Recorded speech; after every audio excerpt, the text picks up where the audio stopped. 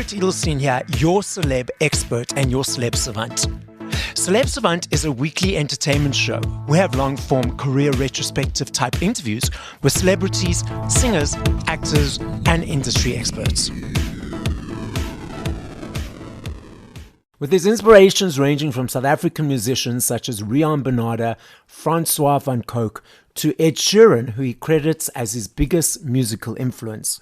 Diart prefers not to confine his choice of music to just one genre, and says that although his music is often described as pop, he's also comfortable in rock, indie, EDM, and house. Diart, who is currently studying towards his NQF6 diploma in music at COPA, and is a Pretoria-born and Limpopo-raised musician who grew up with a love for music. Up next on Celeb Savant, we've got Diart. Where do we find you in the world? How are you doing, and what's happening in your life? Well, let's go back. So what's happening currently is I just finished exams and I am very glad to be on vacation. When you asked you where do you find me, you mean like my socials, right? Well, literally in the world or on your socials? Oh, literally. Yeah. Okay, so I live in Pretoria, Yes. so that's where literally. And socials, you can just go to my website, diart.org has a link to all my stuff. So you relieved at your exams. What exams were you writing? I was writing production projects, writing business exams because I'm a dual major with production and music business. Oh, awesome. So you're relieved that they're now finished. You can relax. I am very relieved. It's been 2 weeks. How much longer do you have of the course? Oh, I'm in my first year. I think, 3 years. That's the course. Okay, so you're in your first year. Lovely. Okay, so let's rewind and let's find out from you your musical journey in the sense of when did you realize that you wanted to be in the musical space? How did that flow into where we are currently? Well, I've always liked the idea since I was young. I was thought, it'd be awesome to do it. But where I came from, it isn't really a realistic thing. So I kind of just I shelved it for a while. But my mom always believed in me. She always bought me like a lot of instruments and kept nagging me. And I think it was around 22 years old. I was just like, what's the point of living life if you're not doing what you enjoy? So I went for it. Which of those instruments did you end up playing, or do you play them all? And if so, which ones do you prefer? I ended up playing all of them and a few more. So the one she bought me was drums, guitar, and piano. Yes. I learned all of those. Additional instruments is bass guitar, a bit of violin, a flute. I think those all of them. So do you still practice utilizing all those instruments currently? I don't practice as much as I should, but because I'm also a producer, so I get to do with them a lot. I have to use them a lot. I just don't practice a lot. And you mentioned you're producer. So does that mean production for yourself or for other people? Well, I did it because I wanted to be able to produce my own stuff. But, if somebody asked me to produce a song, I'm not going to say no. I will obviously help them. So I'd say a bit of both. Now, let's dive into your creative process. So from 0 to a 3 to 4 minute song. What is that process for you? Is it easy every time? What motivates it? Let's hear your musical journey. So no, it is not easy every time, but sometimes I can sit for like 20 minutes and write a song. Sometimes it gets to me. But most of the time I would start out with a melody or lyrics that I really like. I got a song I just wrote, I think 2 days ago with the lyrics. It started with, we drink wine from the same vine or something like that, wine from the same bottle. And that kind of inspired the entire song. So I started with the lyrics. But other times, I think, especially with Antisocial, I started with the melody. Melody was, the I'm so antisocial. That's where it started, just that melody before the words came in. When you're writing, you mentioned sometimes it's 20 minutes, takes 20 minutes. Once you've poured all of that out and it's done, do you actually sit up and oh, wow, where did that come from? It just flowed through me. No, every single time I'm like, okay, why can I do this always? Why can I but it doesn't work like that. Sometimes it just inspiration gets you. Oh, another question you asked is where do I get my inspiration from? Yes. So a lot of my inspiration comes from personal experiences and things I've seen. Like a friend of mine might have a hardship or, struggles with something, and I'll write a song about that. And sometimes it's my own thing. And then with regards to songs that takes a little bit longer, that are not taking 20 minutes, is it sometimes you're like, okay, I'm not moving forward with this one, I'm scrapping it? Or do you keep going at it until it's completed? I usually keep going at it, but that is a bad habit because I can literally drive myself crazy. sometimes you just have to shelve it for a later day. But yeah, I just keep going, and not good. It's a bad habit. I should stop doing that. But why do you say that? When you say drive yourself crazy, is it mind talk of you like, negativity and judgment that comes in, or what is your perception of driving yourself crazy? So I get mad and I get frustrated, then I start being very negative, and I'm like talking myself. I'm like, you useless. You can't do anything. Why are you struggling like this? Like that. And usually I do that for like 3-4 hours. I mess up my entire mood for the day, and then I didn't accomplish anything. I didn't even finish it.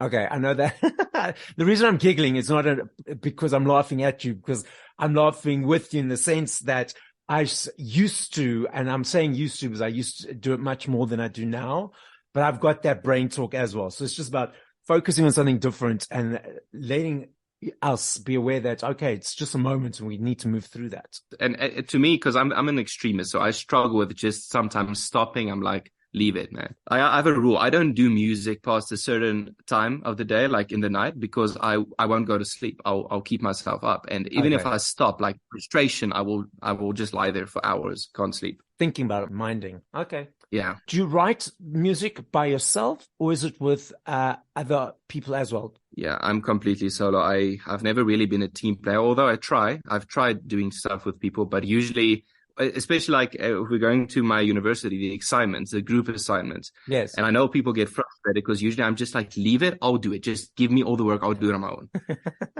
So that's kind of how I am. I do everything alone.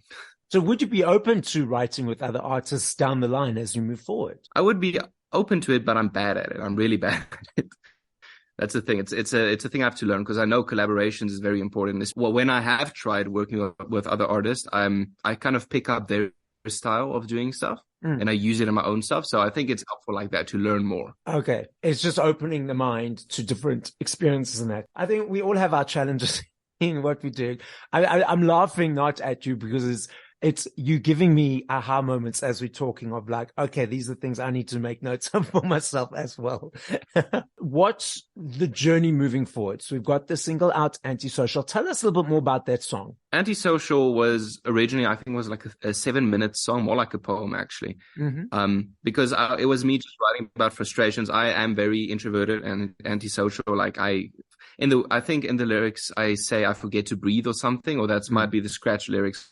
But that is the case. Like if I'm on stage or in public or anything, sometimes I completely just stop breathing. And yeah, it's experiences like that kind of made this song. And I had to trim it down and make it a bit more poppy. But yeah, from relationships to awkward moments at school and, nightmares and stuff, it has it all. The original, of course. What are your plans moving forward? Is it going to lead to a body of work for full album? Or are you going to do single by single? What's up? So currently, since I'm done with the exams, because that it kept me busy, but I plan to promote Antisocial a bit. Then I'm going to release another single. The name is Silencio. It's a very like Spanish-inspired pop song.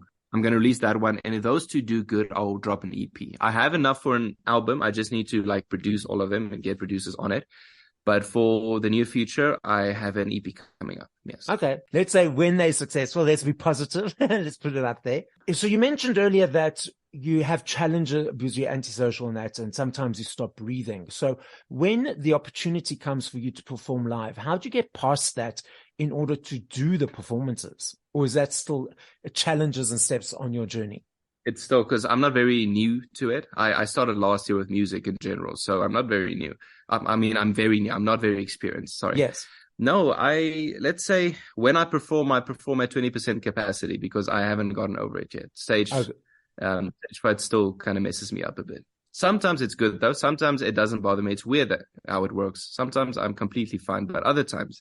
Is there a difference between those times? Have you noticed a difference at the times that you're fine and when you're not? Is it that there's more people or the mind's kicking in, or have you haven't really analyzed it as yet? I think it depends on the song actually. Okay. Like how comfortable I am with the song. Yeah. It depends on the song So if you're more comfortable, then you are more relaxed compared to if you like still getting into the song or you're unsure of it, it's a little more challenging. Yes, because a song that I've already done and performed, I know the lyrics, I know I'm not going to mess it up, compared to a song that I've just learned and just put into my set list. I'm still worried about the lyrics, still worried about the doubting than the pitch and all that. So I like this game. I love this game, in fact. And I know if I had to ask you this question in 2 days, 2 hours, 2 years, 2 weeks, I know your answer will be different each time.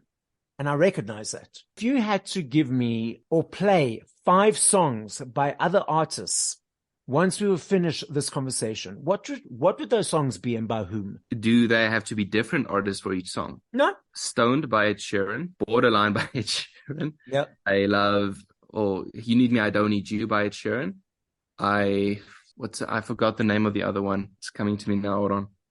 Let's move on. Colorblind by Ed Sheeran. The last one is a complete indie song called something in the orange. I think Zach Bryan. Oh, yes. Okay. Deod, the podcast is listened to throughout the world. So as a final message to the listening audience, what would you like to say? If you have a dream or something you want to do that you enjoy, go for it. And don't let people tell you can't, because I can guarantee you anything is possible if you put the work in. So guys, as Deod says, dream, go get it, and don't let anyone stop you. So this is Celeb Savant signing out.